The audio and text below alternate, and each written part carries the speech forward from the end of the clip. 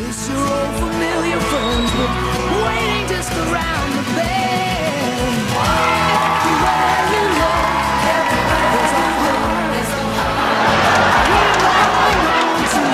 Okay, we'll start with this. Well, apparently, Jaime Munguia would give Canelo Alvarez the fight of his life. Oh, is that right? Our hope and our dream is to fight Canelo, Beltran told BoxingScene.com in an interview. I really think Munguia can give Canelo the fight of his life. If you want to be the best, you have to fight the best. We've been talking to Munguia's co-promoter Golden Boy, Oscar De La Hoya, and Eric Gomez to see what Munguia's next step. What's his next step? We would love to fight any top 160-pound fighter like Gennady Golovkin. Earlier this month, Alvarez's trainer Eddie Reynoso said Munguia still needs a little bit more seasoning before he can step up and challenge boxing's biggest breadwinner. Jaime lacks the experience to face Saul. He's a disciplined fighter who is just coming up. He has a very good coach. Eric Morales is helping him. He brings a good promoter, so little by little he's going to go very far. But a confrontation with Saul would not suit either of them. Reynoso told ESPN, he needs more maturity, more experience, and apart from that, we are about to go up to 168. It would be a difficult thing to face him. Beltran echoed Reynoso's sentiment as well, but he is still up for the challenge if Alvarez takes him up on his offer. I agree with Eddie Reynoso that Munguia needs time to develop more, said Beltran. He is a very good trainer and he knows what he's doing handling Canelo's career. Munguia is getting better. He's feeling stronger and more healthy. Let's not forget, he's only 23 years old. He's not in a rush. We're not in a hurry. We believe Munguia is at the level of the best fighters out there. He's been passing tests with excellence. Why not dream and fight the best ones out there? I don't think no one is going to walk through Munguia. I see him being very competitive at 160, and he can be the best of the division, no doubt. Canelo has plans at 168, and I respect and admire him a lot. I'm very proud that he's a great Mexican representative. I've been in high-level Mexican classics, and I know what it's all about. Oh, allow me to be the first to say what everyone else is thinking as we review this article. That Jaime Munguia is nowhere near ready for that kind of fight. Nope. With the likes of a Canelo Alvarez, in truth, I don't know that Jaime Munguia is ready for a fight with a Sergey Didivinchenko, much less a Canelo Alvarez. Oh, a man can dream. Yeah, dream on. And in professional boxing, pugilism, there are certain requisites. You're expected to beat the best in order to be the best. Thus, the desire to face the very best, brightest fighters, biggest names that are out there, comes with the territory. It's an occupational hazard, occupational requisite. Supposed to want to do that. Though whether or not you're ready to is another story. And I reiterate, Jaime Munguia is nowhere near ready for that kind of fight. Given his base style, what his strengths are, his physical attributes, he is at his best. His best. As a pressure fighter. Mid-range to inside guy, letting off big hooks up top, big hooks downstairs. Digging into a guy's body, a guy's midsection. If Jaime has any strengths... That's what they are. It's that he's a physically imposing, gutting, gritty, big, strong pressure fighter. But when it comes to pressure fighters, those are the kind of fighters that open the door for Canelo Alvarez's trademark counterpunching. Canelo is an excellent counterpuncher. And if you go getting aggressive with him, you're going to find that out. You're going to find that out the hard way.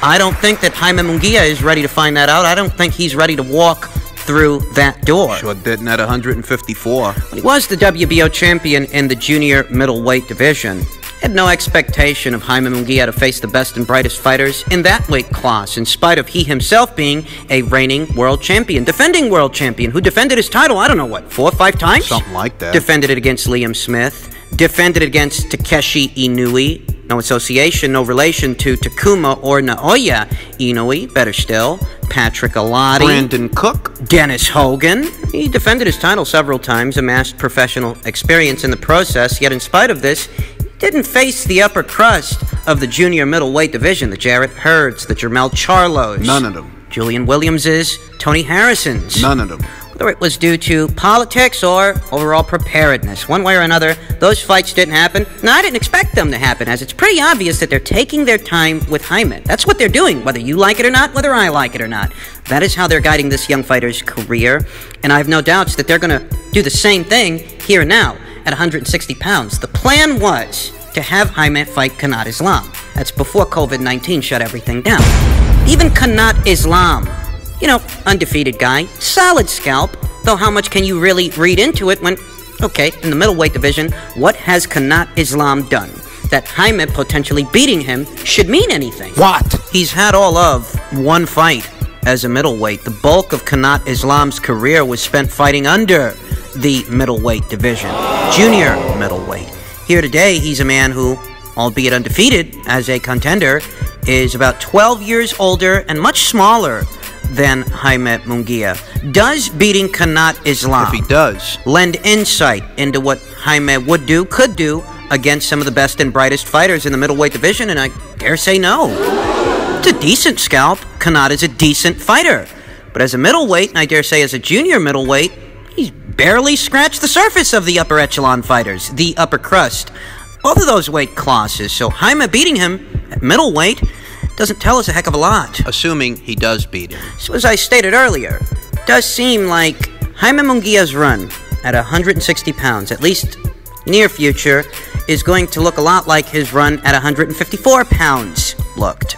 Yeah, they can sit there talking about a Canelo Alvarez fight, but I don't see that fight happening anytime in the near future, if at all. And here today, Jaime Munguia's nowhere near ready for that kind of fight. No way. I don't know if this guy's ready for a Eddie Bianchenko fight. Forget about Demetrius Andrade. Does seem to be some interest in a Gennady Golovkin fight, but I'm not convinced Jaime's ready for that either. Bottom line, Jaime Munguia and his team, they can mention whoever they want to mention. They can name drop whoever they want to name drop. But actions in and of themselves speak louder than words. And there's a reason, that they were lining themselves up for a Kanat Islam as opposed to someone more accomplished, more well-versed, more experienced in the middleweight division than Kanat Islam. That's the kind of guy they're fighting, and that's the kind of guy they're likely going to be fighting for the foreseeable future. Making any mention of a Canelo Alvarez, little more than a lot of bluster, a lot of hyperbole, a lot of candor with not a lot of substance. And just in keeping with the theme of middleweight news, Golovkin is firm on Canelo.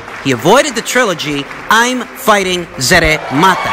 A portion of the article reads, Golovkin cautions that once the pandemic clears up enough to schedule a return, he will face Zere Mata first. Golovkin also explained that Canelo took a pass on facing him twice. He is quoted as saying, "I made a commitment before all this situation with coronavirus happened." What commitment? "I'm talking about my fight with Seremata. I intended to keep my word. Once the situation changes, as soon as everything is back to normal, I intended to have this fight first." I should point out that there are always two sides. They actually avoided this fight in September. They didn't want to fight in May of 2020, so I went my way. I have my own career, and I have figured, how long should I wait? Well, I'll tell you, they don't say that boxing is a sport full of short memories for nothing. I think most people have forgotten that upon Gennady Golovkin's return to the ring, after the second Canelo Alvarez fight, after suffering that loss, the night of the Steve Rolls fight, post-fight, in the post-fight interview, it was Gennady Golovkin calling out Canelo Alvarez for a third fight, for a rubber match. Did y'all forget? That was in June of last year. You get the win, you shake off some of the rust. Who do you want to fight next? Everybody knows. Of course, guys. I'm ready for September. I'm ready for Canelo. Just bring him. Just ask him. I'm ready. Please stay here. Just please, guys. If you want to look big drama show, please tell him. Do you believe that Canelo will fight you next? I believe, because this is boxing. This is boxing business. Why not? Now, in order to get a full view, a full scope of what was happening at that time, Canelo Alvarez had already fought Daniel Jacobs in May of last year. He beat him. He won the IBF title. Gennady Golovkin subsequently returns to the ring the following month in June, defeats Steve Rolls. And then Gennady Golovkin proceeded to call out Canelo Alvarez for a third fight for what was to be their rubber match. And to that, Canelo wasn't interested. There was a window of opportunity, a period of time where Canelo had not yet decided who he was going to fight. There was an opportunity to collect the last brass ring from a Demetrius Andrade, WBO champion at that time and still is here today. Did you forget? There was even some talk from Canelo Alvarez of pursuing the undisputed middleweight championship. Did y'all forget? After a while, you start hearing rumors about Canelo potentially going up to the light heavyweight division, fighting the likes of a Sergey Kovalev. Remember that? But at any point in time during this window of opportunity, Canelo Alvarez himself could have had the third fight with Gennady Golovkin then. They could have scheduled it right then and there. But you'll notice that Canelo Alvarez, at that time, was the one who wasn't interested in fighting Gennady Golovkin for a third time. He said he beat him already, and he presented no challenge, as he and Canelo had already fought for 24 rounds. Canelo did not seem interested in going in for another 12. Did you forget? Essentially, what I'm communicating is, for anyone out there who has become critical of Gennady Golovkin for passing on a third Canelo Alvarez fight, you must first address that, okay, Canelo Alvarez wasn't on board for it first. Were you criticizing him? Were you? Did you criticize Canelo when, they proposed that he and Golovkin have a third fight, and Canelo was the one who wasn't interested? Did you? I mean, the tables have since turned, but better still, you've got to keep the same energy. You've got to keep the same energy for Canelo that you now have for Golovkin. That if somehow you're in your tits, because Golovkin passed on Canelo, were you in your tits when Canelo passed on Golovkin? Were you? Was he did it first. Tell you what I think. I wasn't interested in seeing a third Golovkin versus Canelo fight then, and I'm still not now. Not really. If it comes on, obviously I'm going to fucking watch it. I'm a boxing fan. But as far as demanding to see it, no, I myself wasn't demanding it then, and I'm not demanding it now. What I am saying, however, is if you're one of the guys criticizing Gennady Golovkin for passing on a third fight, did you criticize Canelo when he did it? Because he did it first. In fact, had he not done it, we wouldn't be here today. Canelo Alvarez is the guy who willfully decided to go in another direction, for better or worse. And that's what led us to this point. So if Gennady Golovkin is now deprioritizing a Canelo Alvarez rubber match, putting it on the back burner for something else, Right. whatever it is, did you criticize Canelo when he did it? Because he did it first. I don't know why it's so hard for you guys to keep the same energy. I don't know why you guys insist on being so fucking feminine when it comes to boxing. But if you're mad that Gennady Golovkin passed on Canelo, If you're critical. you should have been mad when Canelo Alvarez passed on Golovkin. That is, if this bothers you. Doesn't bother me. Moving on. Just moments after my previous upload where we discussed this particular fight and all of its particulars, news broke that Gervonta Davis and Leo Santa Cruz have agreed to a fall fight on Showtime Sports pay-per-view. The bout is expected to be contested at 130 pounds. For all intents and purposes, here and now, it does appear that Gervonta Davis has acquiesced, has conceded to fighting Leo Santa Cruz at a prescribed weight of 130 pounds. This was a sticking point for Leo, that he just got to 130 pounds, so he's not going to go up to 135 right away for a Gervonta Davis fight. If this fight happens, it happens at 130. He's stuck to his guns. There might be those out there who think that Leo Santa Cruz is attempting to weight drain Gervonta Davis by insisting that the fight happen at 130, or the fight won't happen at all. There may be those out there of that particular mindset, that particular opinion, but Leo Santa Cruz, he's only been at 130 pounds for one fight. And if Gervonta Davis is so hell-bent on fighting guys from lower weight classes, if he's so insistent on fighting super featherweights, you know what? Why don't you just fucking go down to super featherweight? You don't seem to want to fight anybody in your own fucking weight class, right? Right. There's no shortage of big names in the lightweight division for Gervonta to choose from, and they all seem to be interested in him, yet he doesn't seem to be interested in them. We know that Vasyl Lomachenko is all tied up with Teofimo Lopez. And we know that Luke Campbell is all tied up with Javier Fortuna. Okay. But that still did leave Devin Haney to contend with, didn't it? Yeah. I mean, wouldn't you guys want to see a Devin Haney versus Gervonta Davis fight? Yeah. At 135 pounds? I know I would. Yeah. Guess that Gervonta Davis and his people wouldn't. They're more concerned with fighting fighters from lower weight classes. They did this for a good while at 130, and It's like they wanted to keep doing it. granted that many of the upper crust, upper echelon guys at lightweight, they are spoken for. But there are still guys like Ivan Mendy and Emmanuel Tagoe to consider. Those kind of guys that, whilst they aren't the biggest names in the lightweight division, they certainly are experienced, and they certainly would provide Gervonta Davis with the kind of experience that he needs now that he's moved up to the lightweight division. Doesn't look like they gave those kinds of fighters much thought, much consideration. They were hell-bent on fighting Leo Santa Cruz, who only recently moved up to the super featherweight division. I mean, these talks about a Leo Santa Cruz versus Gervonta Davis fight, these ain't new. These talks have been around for a while. They have. It was always their intention for the near future to match Gervonta Davis against Leo, because he's a smaller guy from a lower weight class with a very familiar name. Which, in many ways, begs the question, why Gervonta Davis went up to lightweight in the first place when it was always their intention to match him against Leo. Leo, who was on his way up to 130 pounds. I think that if Gervonta Davis eventually ended up moving to lightweight, it's because, well, making 130 pounds was more than he could do. It was too much to ask for after a while when it came to Gervonta Davis. Making that weight. Now, it being that this fight with Leo is supposed to be happening at 130 pounds, you gotta wonder if Leo isn't trying to weight drain this guy. Because Leo's gotta know the same way we all know about Gervonta Davis's struggles to make weight. Maybe he Whether is. it's at 130 or 135. Maybe Leo is trying to weight drain him. And if he is, I'll tell you the truth that I'm not critical of him at all for it. So I reiterate, if Gervonta Davis insists on fighting fighters from lower weight classes, if you're sitting up there at lightweight and Leo's down there at super featherweight and you insist on fighting him, you insist on fighting a super featherweight, you might as well fucking go down to super featherweight then.